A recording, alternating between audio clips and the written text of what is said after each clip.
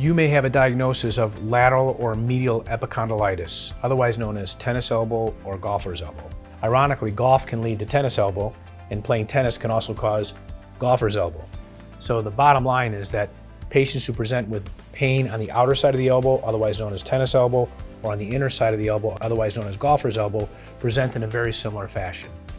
It's typically associated with difficulties playing your sport, such as tennis and golf, gripping objects with strength, and even fine motor activities. Most treatment related to this condition is non-surgical. It is very rare that patients will ever require surgery. Typically, it requires an education as to what the condition is. Lateral or medial epicondylitis is really not inflammation, but rather associated with changes in the tendon itself. In fact, inflammation is really not involved at all, but rather there are microvascular changes in the tendon on the outer or lateral or medial side of the elbow.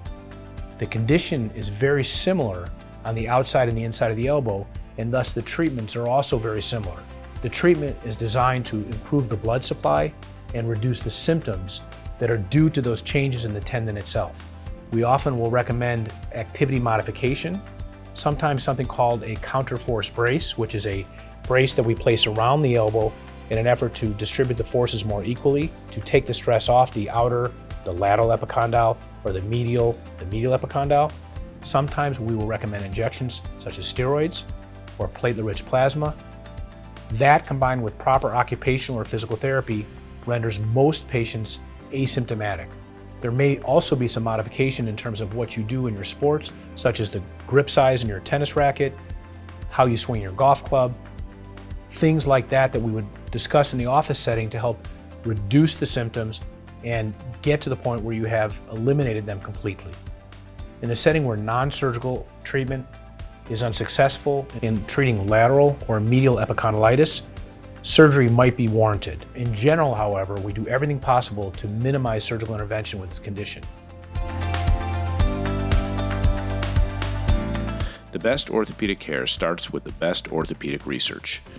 I am a proud faculty member in the Department of Orthopedic Surgery at Rush University, home to the Midwest's largest team of bone and joint scientists. With surgeons and clinicians partnering with elite laboratory researchers and data scientists, we continue to devise new solutions that push the boundaries of what's possible in the treatment of musculoskeletal conditions. Our work informs orthopedic care around the world and is fueled by donors, patients, and families who believe in our research to help more people lead active lives free of pain. To learn more about opportunities to participate in research or become a supporter, please ask a member of my team or visit our website at this address.